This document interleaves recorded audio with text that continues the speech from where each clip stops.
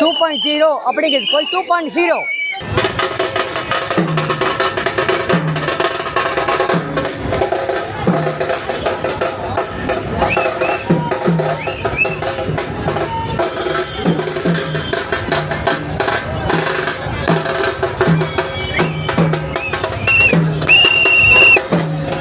எல்லாமே ready, கோப்புகள்லாம் ready. இனிமே only signature. அப்படியே ஒரு பிராக்கெட்டை போட்டு ஒன்லி ஒன் சிக்னேச்சர். ஓகே.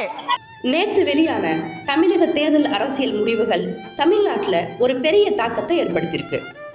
அதிகப்படியான தொகுதிகளை ஜெயிச்சிருக்கிற தமிழக வெற்றி கழகத்தினுடைய தலைமை அலுவலகமான பனையூருக்கு போயிருந்தோம்.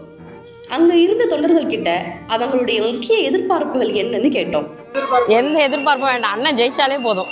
எனக்கு இவ்வளோ இருந்தது அண்ணனை ரொம்ப பிடிக்கும். அண்ணன் ஜெயிச்சாலே போதும்.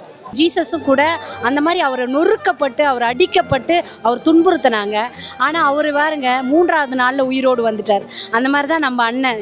ஹாப்பி தான். இந்த ஒயின் ஷாப் அதெல்லாம் முதல்ல எடுத்துட்டாலே அது கொஞ்சம் ஃபேமிலிக்கு குடும்பத்துக்கு ஒரு இதுவாக இருக்கும்.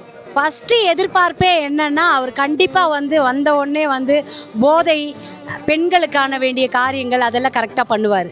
அதில் கான்ஃபிடண்ட்டாக இருக்கோம். நாங்கள் எல்லாருக்கும் நன்மை பண்ணணும், நல்லது பண்ணணும். அவர் எந்த எந்த எந்த அரசியல்வாதியும்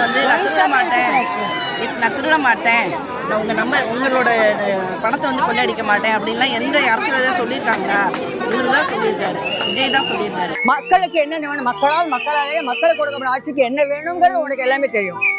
என்ன செய்யணும், எது செய்யணும், எப்படி செய்யணும், எப்போ செய்யணும் அப்படிங்கிறது உனக்கு தெரியும். சொல்லணுங்கிற அவசியமே கிடையாது.